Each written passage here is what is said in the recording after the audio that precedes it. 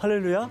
굿TV 세상을 보는 창 오색 오감을 시청하시는 시청자 여러분, 저는 김포시 또 오고 싶은 교회 윤철종 목사입니다.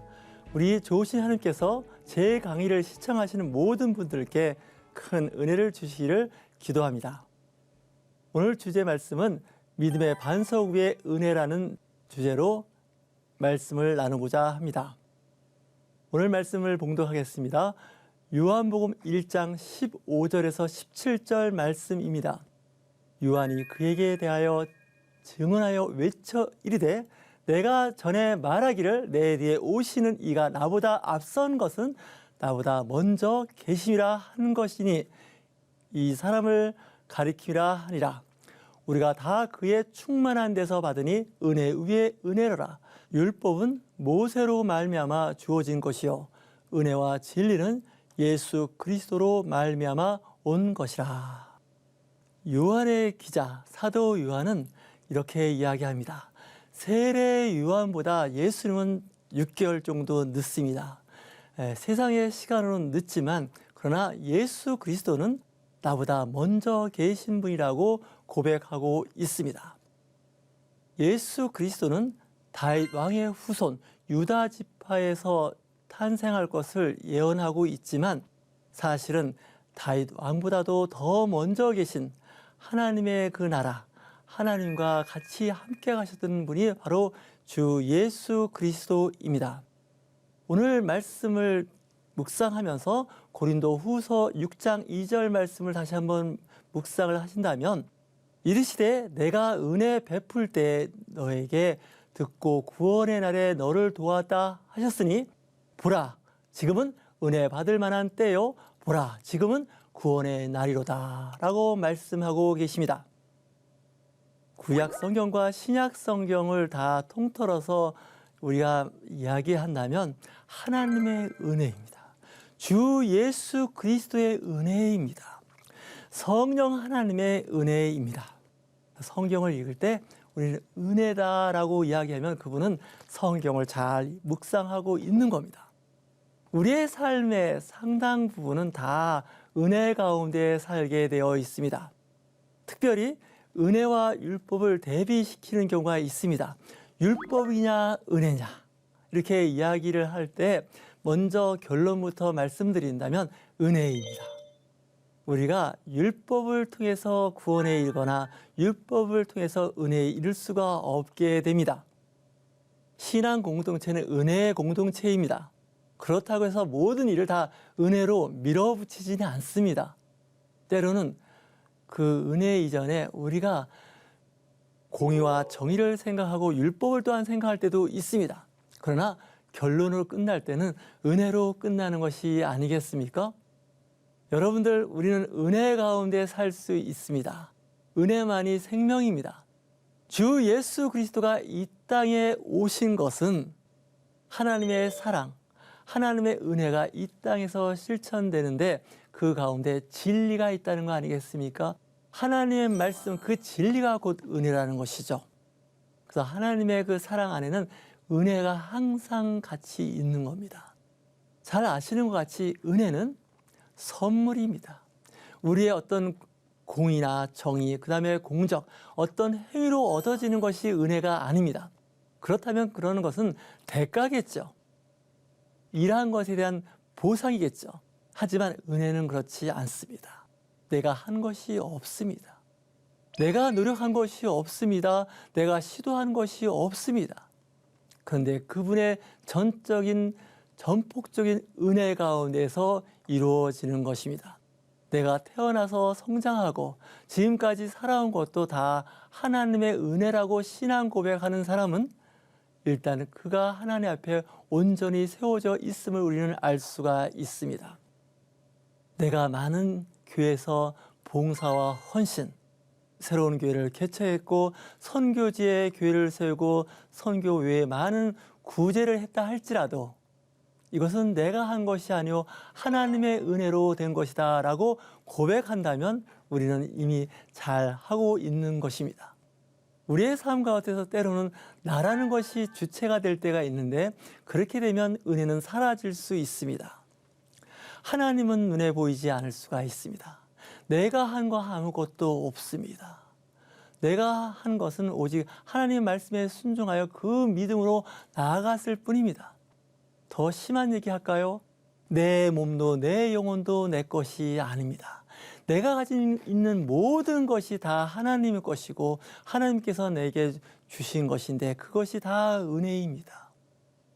내가 노력해서, 내가 공부해서, 내가 밤잠 자지 않고 뭔가 해서 이루어진 것이 아니라 그분께서 내게 전폭적으로 주신 은혜입니다. 물론 사람에 따라서 그 받은 바 은혜가 제각각 다를 수가 있습니다.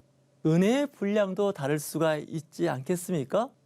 하나님께서 우리에게 주시는 그 은사, 선물이 제각각 다 다른 것과 같이 은혜도 제각각 받은 은혜가 다 다를 수 있습니다. 그러나 그 은혜는 다 공통적으로 하나님께로 와서 우리의 삶을 풍요롭고 안정적으로 평안하게 이끌어 주시는 하나님의 귀한 선물이기 때문에 그렇습니다. 특별히 요한 사도가 요한복음에서 은혜 위에 은혜라 그렇게 고백을 하고 있습니다. 이 땅에 주 예수 그리스도가 이 땅에 오신 것은 구세주입니다. 구원자입니다. 그분을 하나님께서 이 땅에 보내셨다는 그 자체가 우리에게는 은혜 중에 은혜라고 신앙 고백을 하는 것 아니겠습니까? 내가 나된 것은 오직 그분의 은혜입니다라고 고백을 하는 거죠. 사도 바울도 그가 주 예수 그리스도를 만날 때 그의 성령의 임재를 통해서 그가 고백하는 것이 무엇일까요? 은혜라고 이야기를 합니다. 지금은 은혜의 시대라고 이야기하고 있습니다. 구원받을 때라고 이야기하고 있습니다.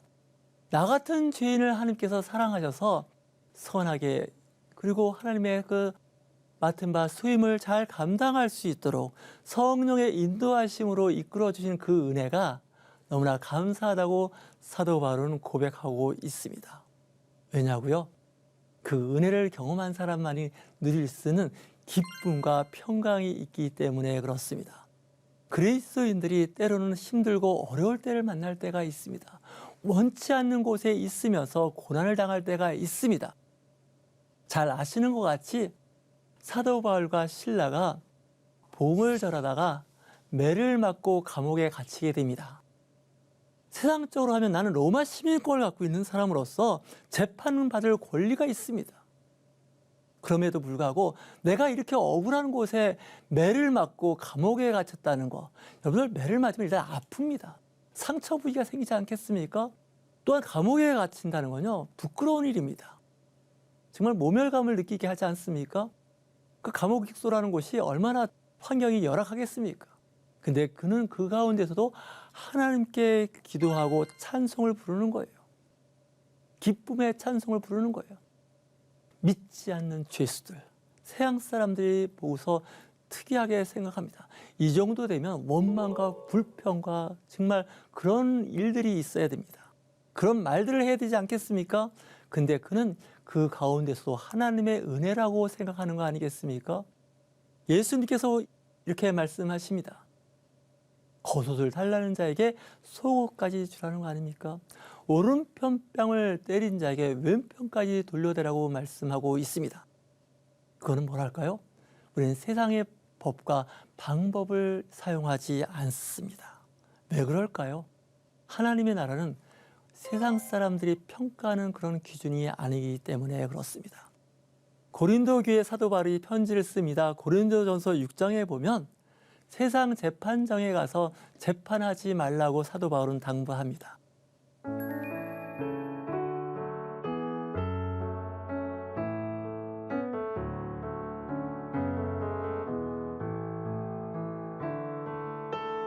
믿지 않는 사람들 앞에서 재판받는 모습이 그 고린도 교회를 볼 때 정말 안타까웠던 겁니다. 차라리 좀 손해보라는 거죠. 차라리 그 일로 인해서 불이익을 감수하라는 거예요. 왜냐? 하나님의 교회가 세상 사람들로부터 덕스럽지 못하는 것에 대한 안타까움이 아니겠습니까? 교회 안에서도 분쟁이 있고 교회도 세상과의 분쟁과 언쟁이 있습니다. 그때마다 우리 기독교인들은 정의와 공의의 칼날을 세우려고 노력하는 거 한편 중요할 수도 있습니다. 그러나 성경은 거기에 대해서 그렇게 하지 말라고 주님께서도 말씀하고 있습니다. 사도 바울은 로마서에 편지를 쓰지 않습니까? 하나님의 진노하심에 맡겨라. 원수 갚는 건 내게 있으니 네가 원수 갚지 말라는 거죠. 오히려 하나님께서 더 좋은 것으로 보상하시려고 이런 불이익을 내게 주고 계시구나 생각하시면 됩니다. 저도 짧은 목회 생활을 하면서 경험했던 일들이었는데 때로는 힘들고 어려운 일을 당할 때가 있습니다. 불이익을 당하고요. 그것 때문에 재산상의, 물질상의 손해를 볼 때가 있습니다. 근데 손해보고 마는 겁니다. 그러면 돌이켜보면 그 이후에 하나님께서 더 좋은 것으로 그 이상을 보상해 주는 것을 저는 경험했습니다. 간증할 수 있는 이야기들이 있는 거죠. 근데 그걸 내가 해결하려고 하고 세상 법정에 가서 그 문제를 해결하려고 하면 뭐 해결 안 되는 건 아닙니다. 됩니다. 근데 왠지 개운하지가 않습니다. 그것 때문에 앙금이 가라앉고요. 뭔가 좀 불편합니다. 그러나 하나님께 맡기고 하나님께서 하시게 되면 그 부분이 아주 깔끔하게 아주 잘 되는 것을 우리는 볼 수가 있게 되는 거 아니겠습니까? 그럴 때 우리는 그렇게 이야기하죠. 은혜라는 거죠. 그러니까 성경은 율법보다 은혜를 더 강조하는 부분이 있습니다. 말씀은 이런저런 말씀이 다 있어요. 근데 그 말씀의 배경은 사랑과 용서와 관용, 은혜가 있어야 한다는 거 아니겠습니까? 고린도 교회에 편지를 쓰지 않겠습니까? 사도 바울이 워낙 고린도 교회는 한국 교회 같습니다. 온갖 스캔들이 다 존재하는 교회가 이 고린도 교회입니다. 또 교회도 큰 교회였지 않습니까? 모든 것이 다 가나, 모든 것이 다 유익하다고 말하지 않습니다. 이 말씀에 대해서는 신학적인 또 이야기가 있을 수 있겠지만 여러분들 말씀에 모든 말씀이 다 있다 할지라도 그 말씀이 우리의 삶, 믿지 않는 사람들에게 유익하지 않을 수가 있다는 거 아니겠습니까? 말씀을 구구절절 다 암송하고 그 말씀을 생활에 적용하면요. 때로는 그 말씀에 의해서 부작용이 생길 수도 있습니다. 근데 그 말씀의 부작용을 치유할 수 있는 것은 사랑입니다. 그리고 은혜입니다. 그래서 우리는 늘 은혜를 생각하셔야 합니다. 교회 공동체, 신앙 공동체는 은혜 가운데 있는 공동체입니다. 그러니까 상대방을 이해하고 상대방의 입장에 서 보는 겁니다. 상대편에 서서 이해하려고 노력해야 됩니다. 근데 우리는 상대를 잘 모릅니다. 또 상대가 잘 이야기하지 않습니다. 그럴 때는 침묵하는 것도 방법입니다. 교회가 왜 문제가 있을까요? 교회가 왜 세상에 대해서 인정받지 못하는 부분이 있을까요? 율법적인 것이 있기 때문에 더 그럴 수도 있습니다. 물론 율법은 하나의 틀을 형성하는 데 굉장히 중요합니다. 율법을 무시하자는 건 또 아닙니다. 율법은 있지만 그 율법보다 우선순위가 있다는 거 아니겠습니까? 구약의 말씀은 주로 율법이라고 우리는 생각하게 됩니다. 그 율법은 모세에게 주어진 율법입니다. 구약의 모든 말씀과 그 선지서와 예언서는 그 모세의 율법의 기초에서 만들어지는 설명되는 하나님의 말씀들입니다.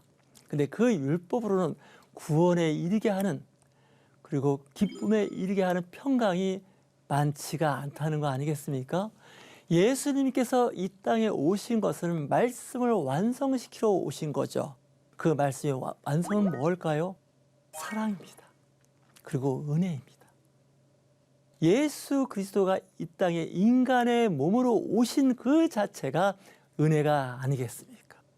신이 인간의 모습으로 이 세상에 오신 겁니다. 성육신 하신 겁니다. 그 성육신한 예수 그리스도를 우리는 뭐라고 할까요?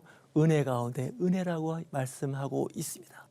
율법을 완성하는 그 부분에는 예수 그리스도가 나의 구원자이심을 신앙 고백하는 데 기초를 두고 있습니다. 예수 그리스도께서 말씀하신 그 말씀은 생명의 말씀이고 또한 진리의 말씀이며 우리에게 희망을 제시하고 있습니다. 특별히 신약 성경에서는 천국을 말씀하고 있습니다. 회개하라 천국이 가까워하노라 라고 말씀하고 있습니다. 우리는 율법이 있기 때문에 회개할 수밖에 없습니다. 왜냐고요? 율법은 죄를 깨닫게 하는 데 있어서는 중요한 부분입니다. 그러므로 율법에 의해 은혜를 세워나가는 거 아니겠습니까? 그 율법을 실천하지 못하고 말씀에 적용하지 못한 부분에 대해서는 우리 회개하고 나아갑니다. 그리고 하나님의 그 은혜 가운데 구원에 이를 수 있게 됩니다. 우리가 율법을 잘 지켜서 남보다 더 많이 지켜서 거기에 대한 하나님의 은혜가 넘치는 것이 아닙니다. 비록 나는 율법적으로 온전하지 못할지라도 주 예수 그리스도가 나의 구원자이심을 신앙 고백하는 가운데 우리는 은혜 가운데 구원에 이르게 되는 것입니다. 예수님께서 예화를 여러분들 기억하시나요? 성전에 두 사람이 올라갔습니다. 대비를 이루지 않겠습니까? 바리새인입니다.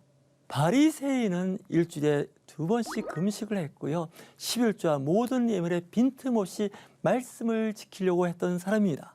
근데 이 바리새인은 뭐가 부족했냐면 그는 세리 같은 세상에서의 어떻게 보면 소외되고 말씀을 지키지 못했고 말씀으로부터 멀어져 있는 그 세리가 있을 때 나는 저 세리와 같지는 않습니다 라고 한 부분에서 그는 영적인 실수를 하게 됩니다. 나는 저 세리만큼 세상에서 지탄받는 저 그리스도인들보다는 나는 다르다는 그 생각, 그 교만한 생각이 그는 하나님 앞에 온전히 세워지지 않았습니다. 오히려 세리는 가슴을 치며 하나님 앞에 회개합니다. 주여 나는 죄인으로소이다. 나를 불쌍히 여기소서.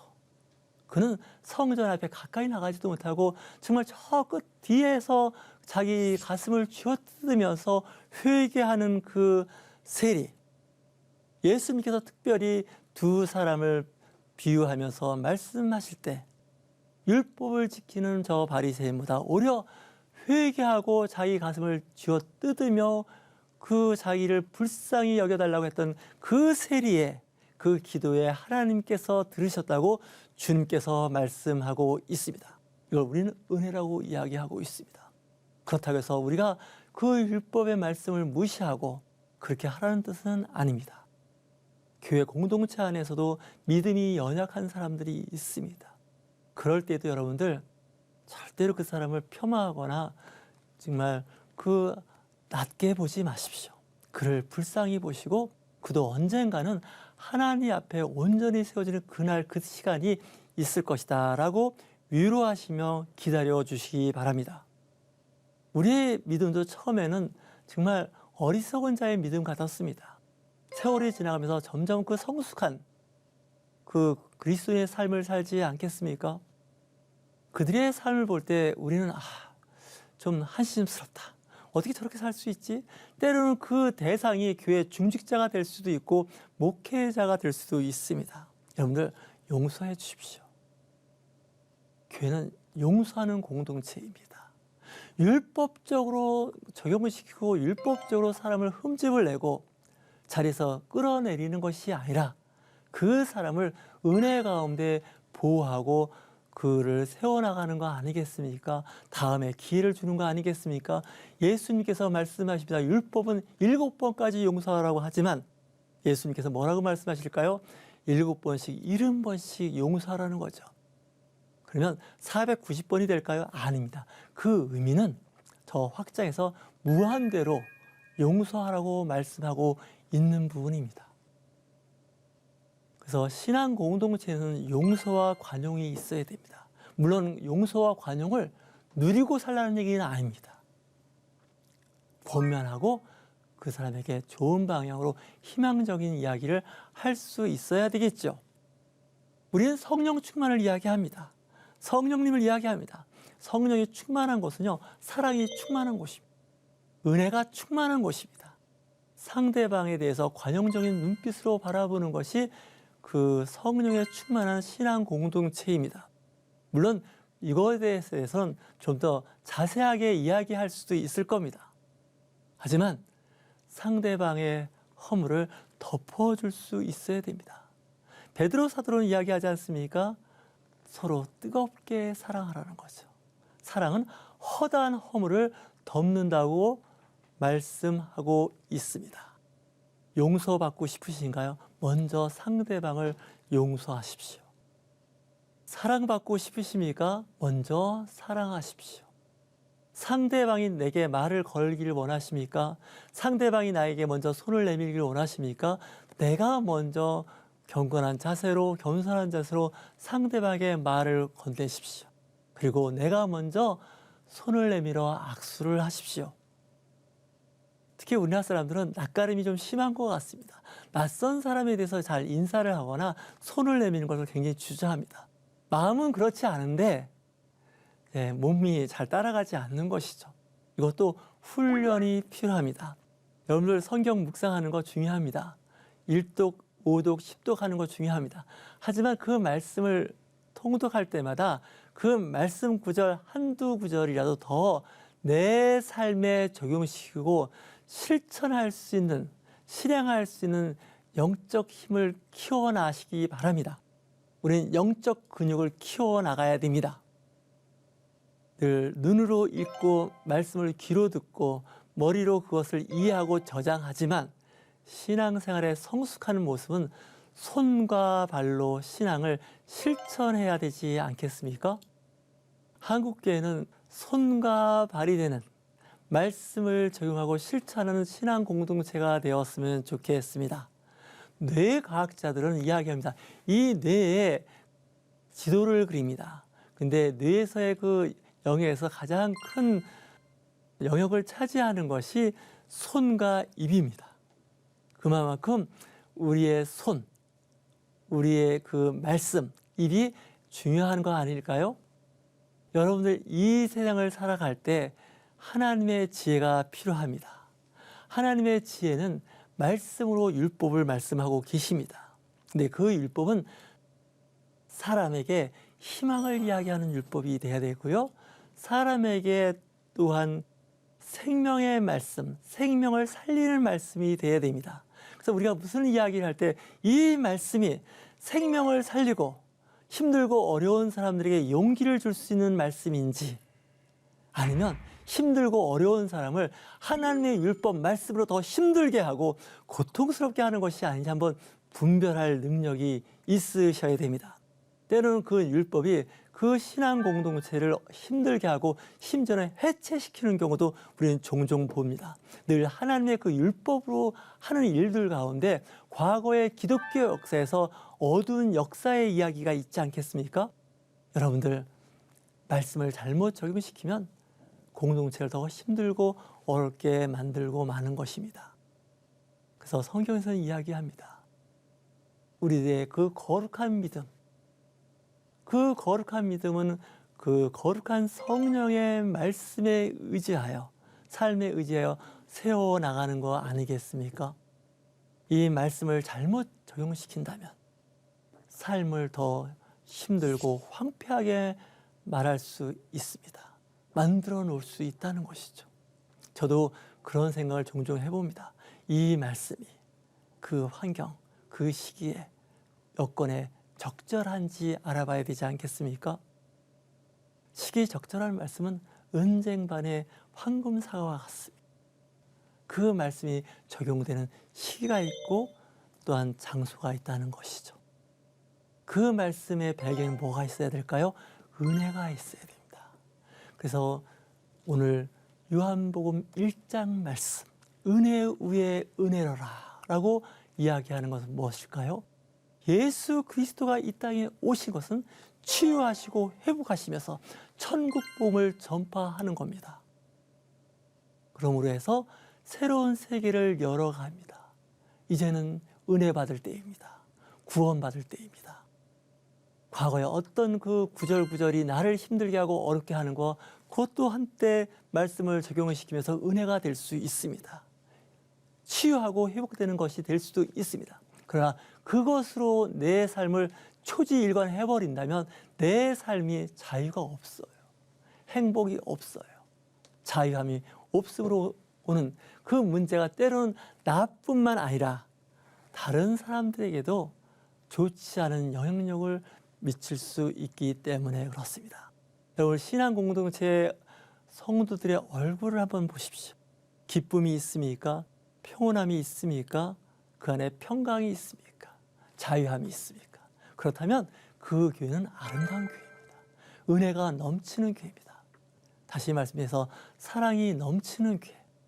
하나님의 말씀이 우리의 삶 가운데 중심을 잡은 교회는 밝고 환합니다. 여러분들 전도하기 힘들다 그러시죠? 오히려 쉽습니다. 여러분들이 있는 그 공동체를 밝게 만들어 보십시오. 아름답게 만들어 보십시오. 행복한 신앙 공동체, 은혜 위에 은혜로 만들어 보십시오. 성도들이 교회에 모이기 시작합니다. 오히려 세상에서 살던 믿지 않는 그런 사람들의 그 삶 가운데서도 그 공동체를 사모하는 마음이 생길 겁니다. 저 교회는 예수 그리스도가 계시는 곳이야.